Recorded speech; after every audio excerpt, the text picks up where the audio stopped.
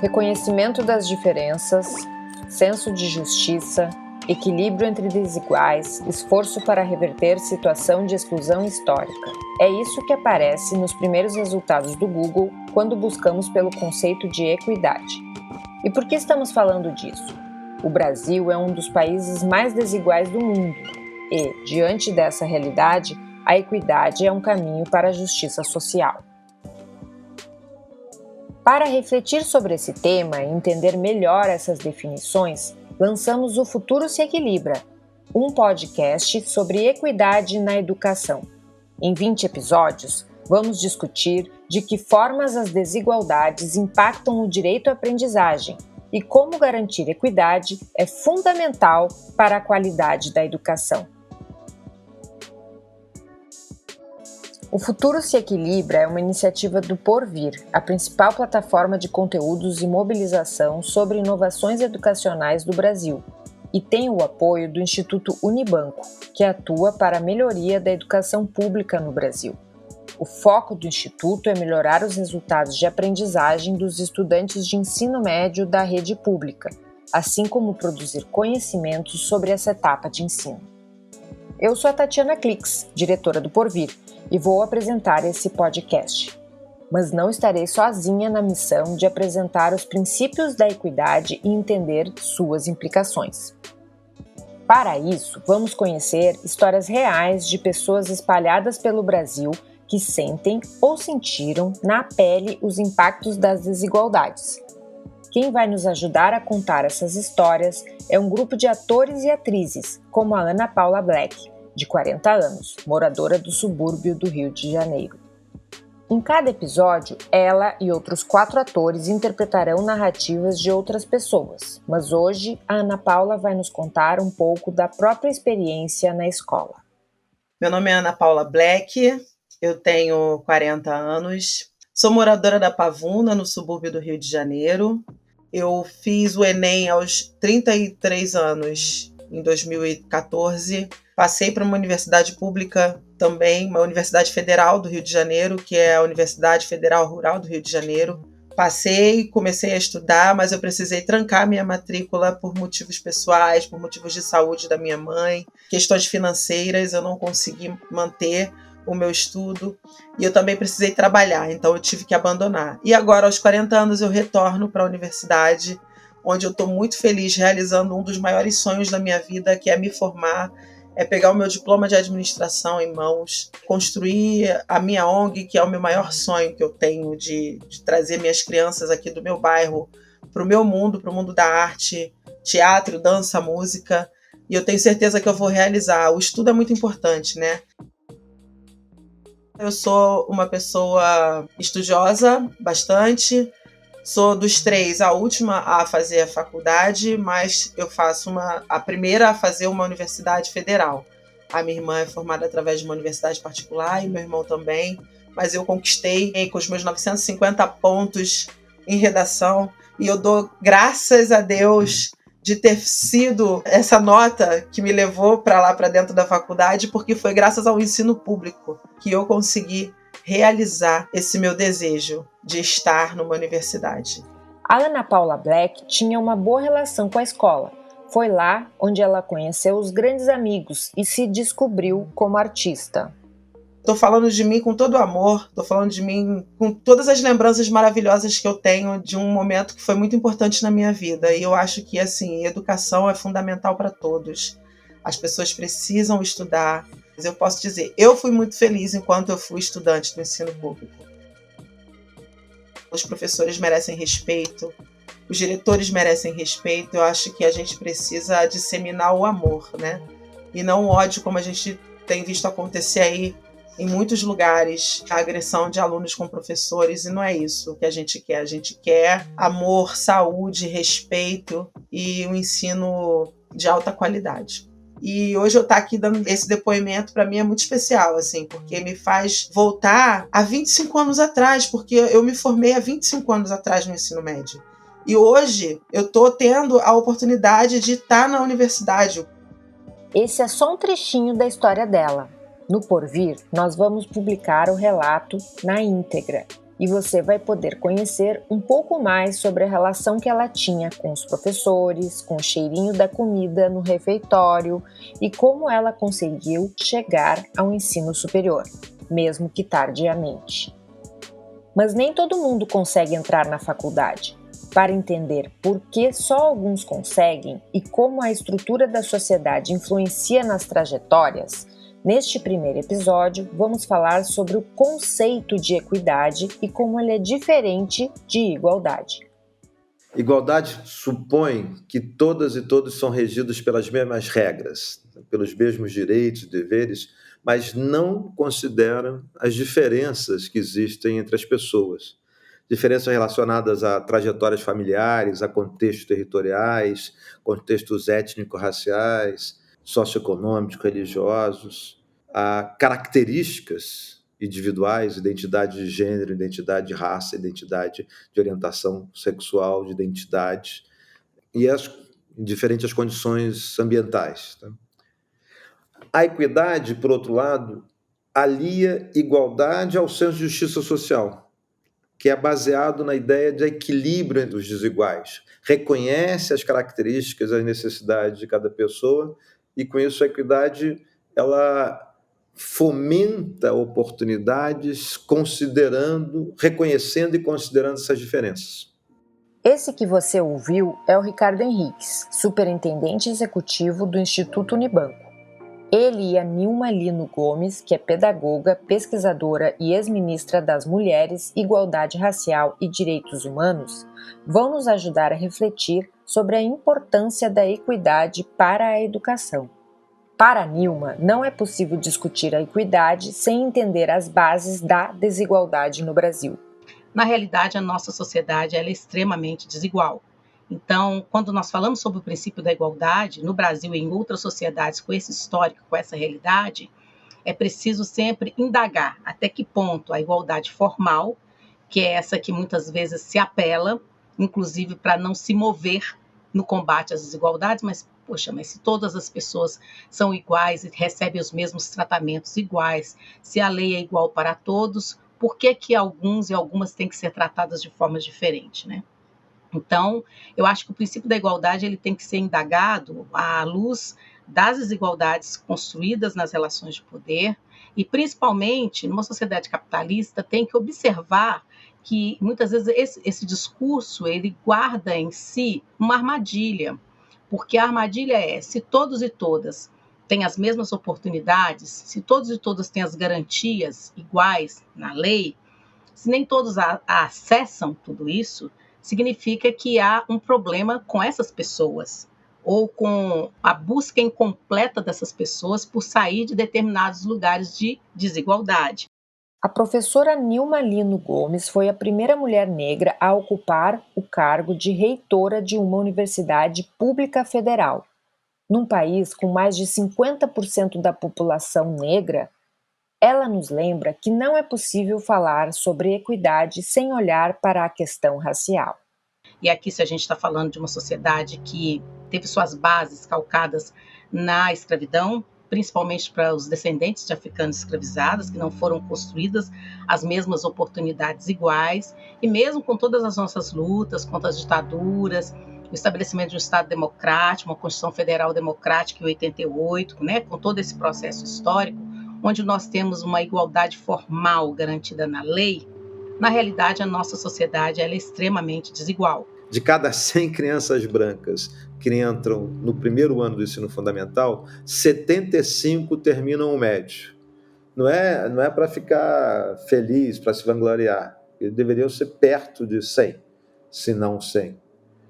Mas, quando olhamos para o recorte racial, de cada 100 crianças negras que entram na primeira série do ensino fundamental, só 58 terminam o ensino médio.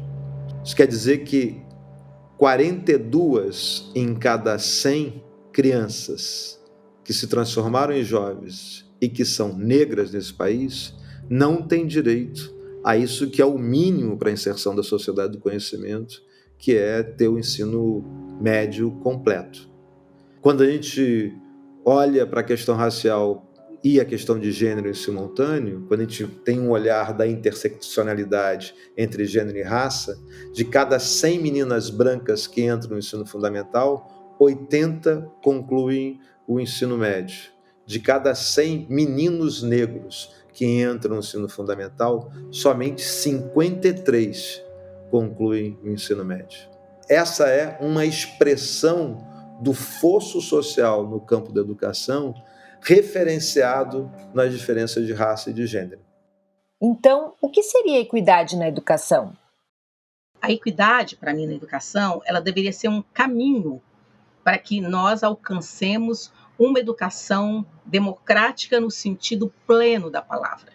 E que isso implica uma mudança que ela é institucional, ela é no campo das políticas educacionais, ela é no campo dos currículos, ela é da relação professor-aluno, ela é da formação inicial, ela é da formação continuada de professores. Essa mudança implica um repensar, um reinventar, junto com os sujeitos da educação, as formas de participação da comunidade, dos estudantes no interior da escola, dos docentes. Na sociedade do conhecimento hoje, a gente precisa de políticas educacionais que tratem desigualmente os iguais, olhando o contexto de cada estudante e que, reconhecendo esse contexto de radicais diferenças, estabeleçam uma visão de sociedade buscando o desenvolvimento pleno de todas e todos os estudantes. Nós vamos fazer uma pausa para ouvir um recado do Juan Oliveira, que também participou da produção deste podcast. E já voltamos. Oi pessoal, eu sou Juan Oliveira, repórter do Porvir. Estou passando para fazer uma indicação de conteúdo lá no site. Recentemente nós lançamos a coluna O Futuro se Aprende. A gente pensa muito no futuro por aqui. A cada 15 dias publicamos um artigo de um especialista que olha para as necessidades do presente e procura discutir tendências para a educação. Para ler os textos é só acessar o www.porvir.org e procurar por O Futuro se Aprende. A gente se vê por aí. Antes da pausa, falávamos sobre o que é equidade na educação. E estamos discutindo esse assunto porque a necessidade de pensar sobre isso ficou ainda mais urgente depois que a pandemia ampliou as desigualdades no Brasil. Na educação, o acesso à internet se mostrou um problema grave e sério.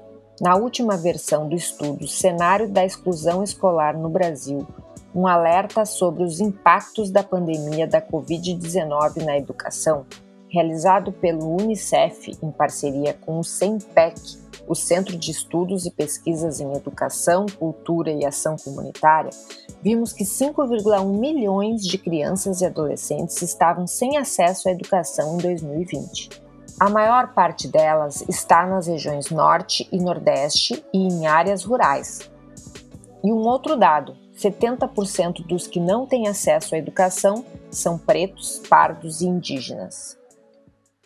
Se nós considerarmos a pandemia e a forma heterogênea com que ela incidiu sobre a sociedade como um todo, a gente não pode esquecer coisas simples como entre as famílias com mais de 10 salários mínimos, 95 têm conectividade.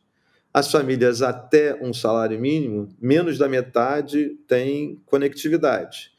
Quando a gente pensa o acesso à educação à distância, a gente deve reconhecer que, além dessa distância enorme da conectividade, as famílias mais vulneráveis, o estudante, precisa disputar a conectividade do 3G em algum celular da família, da mãe, da irmã, da mais velha, e, obviamente, no tempo que for possível, sabendo que num celular com baixa conectividade, por exemplo, estudar trigonometria está longe de ser trivial. E as distâncias entre as escolas públicas e privadas, no interior das escolas públicas do próprio Estado, demonstram, não só nesse período da pandemia, que a inclusão digital, a falta da inclusão digital, é um sintoma do enorme desafio que a gente precisa trilhar para ter políticas públicas que são organizadas a partir de uma ideia de ação afirmativa e que são capazes de tratar desigualmente os desiguais. Aliado aos problemas sanitários, enfrentamos também uma crise política que impacta a vida das pessoas. E nós vivemos hoje no Brasil uma sociedade brasileira com uma democracia em risco, uma democracia que está sendo muito fragilizada pelos ataques que ela tem recebido. Essa sociedade, nas suas mais diversas áreas, trabalho, saúde, cultura, previdência, etc., se ela não vai bem, se ela está em risco, a educação também está em risco. E os nossos projetos e propostas de aperfeiçoamento da igualdade, de construção de um caminho equânime para alcançar uma educação mais justa e mais democrática, também está em risco. E qual é o caminho para enfrentar as desigualdades? Como nós estamos em plena sociedade do conhecimento e a fronteira do conhecimento está avançando, podemos usar o momento da pós-pandemia como uma oportunidade que a sociedade brasileira assuma definitivamente a educação como prioridade, que nós desenhemos um sistema nacional de educação minimamente articulado e que a política educacional traga para si a responsabilidade de acelerar a velocidade de desenvolvimento pleno dos estudantes, de forma a convergir para as fronteiras do conhecimento que estão em movimento no mundo como um todo. Não me parece uma visão poliana, me parece uma visão de sentido de oportunidade do momento político, que evidentemente requer enfrentar o negacionismo, enfrentar a barbárie, enfrentar a sequência de rompantes antidemocráticos para, em simultâneo, consolidar instituições, viabilizar uma transição democrática densa e profunda e organizar a política social como um todo com uma perspectiva de equidade e, em particular, a política educacional, não só referenciada na equidade, mas também na excelência que está em torno da sociedade do conhecimento contemporâneo. Temos uma oportunidade. É uma oportunidade que se forma como uma fresta, não como uma porta gigante. Portanto, requer um acordo de sociedade, requer um acordo entre os democratas, que eu tenho convicção que é a grande, absoluta maioria desse país. Um acordo entre as pessoas. E todas elas têm seu papel no caminho para a equidade. Por isso, perguntei ao Ricardo Henriques qual era o dele, enquanto homem branco.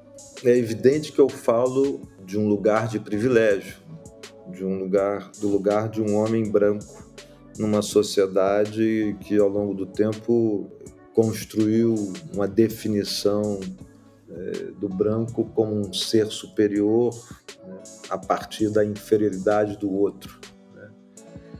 Cerca de 20 anos atrás, a Cida Bento construiu o conceito do pacto narcísico da branquitude, que é um acordo não verbal em que brancos em cargo de poder asseguram entre si, entre brancos, posições de privilégio. Então, é fundamental no debate sobre o racismo e no debate sobre a equidade que eu e todos os homens brancos reconheçam que o seu lugar de fala sempre se dá em situações e contextos de privilégio. Então, o racismo no Brasil se dá a partir dos brancos. E a opção que se faz hoje no campo democrático é se e em que medida os brancos se colocam como parte da solução. Que isso é muito desafiador, é uma construção social com enorme peso da história. Acho que todos, eu inclusive, em vários momentos da vida, fazemos atos racistas, temos que estar o tempo todo atentos para isso, mas evidentemente as pessoas individual e coletivamente, por um lado ao reconhecerem e por outro ao elaborarem a relação com essa sociedade, podem cada vez mais serem transformadores. E aí me parece que, ao se colocar como parte da solução, aos brancos se colocarem como parte da solução, tem que se pensar numa agenda, numa frente antirracista, que eu entendo que deve ser liderada pelos negros, em parceria com os brancos, que tem uma perspectiva plural, sóbria, dura, desafiadora, de reconhecer a nossa história e enfrentar com o peito aberto o tamanho do desafio de construir uma sociedade que, ao reconhecer o seu racismo como fundamento da sua desigualdade, projeta, aqui sim, um futuro, projeta uma sociedade futura em que é possível ter um arranjo antirracista e democrático, por definição, estruturando o nosso acordo social. E quando uma mulher negra ocupa espaços de poder, qual é o impacto para as desigualdades? A Nilma Lino Gomes contou a sua experiência. Eu costumo sempre chamar a atenção de que a minha trajetória ela não é individual, ela é coletiva, né? E é claro que eu não estou negando o que a Nilma faz, o que a Nilma constrói, mas eu estou entendendo que a Nilma pertence a um coletivo, né? Então, eu sou uma mulher negra e por isso eu pertenço a um coletivo na sociedade cuja ancestralidade tem assento em um continente extremamente rico e desde, sei lá quantos séculos, cobiçado, né? O continente africano, e eu pertenço a um coletivo de africanas e africanos escravizados e trazidos à força para as Américas e para esse espaço que se constituiu o Brasil. Então, quando eu penso em mim, e em tudo que eu já fiz, tudo que eu já alcancei, eu penso em mim como ligada, sabe, a um fio condutor, com muitos coletivos e muitas mulheres, muitos homens e mulheres, mas aqui eu estou destacando em especial mulheres negras que lutaram, que morreram, que resistiram para que eu existisse aqui hoje, né? Então, eu acho que quando eu chego nesses lugares, eu cheguei sempre com uma grande responsabilidade, sabe, de que não era só a Nilma ali. Essa ideia da representatividade, ela é muito, muito forte, né? Principalmente em contextos tão desiguais como os nossos e situações históricas como o meu, né? Como uma mulher negra na sociedade. Então, acho que tem isso, acho que é uma dimensão coletiva, é uma responsabilidade, tem a ver com representatividade, sim, e eu sou uma exceção à regra, ou seja, da situação de desigualdade que atinge negros e negras no Brasil, em especial as mulheres negras. Eu acabo sendo uma exceção a essa regra que confirma a regra. Ou seja, o fato de eu ter sido a primeira, a única, uma das principais que chega num espaço com 56% de pessoas negras, que se autodeclaram negras, pretas e pardas, como é o Brasil, né? Um espaço-tempo como é o Brasil, eu chegar como primeira, a única, etc., eu sou uma exceção. A regra que confirma a regra do racismo, né? Confirma a regra do racismo imbricada com o patriarcado e imbricada com o capitalismo. Então, eu penso que eu sou essa complexidade, né, que me envolve para que a regra seja quebrada.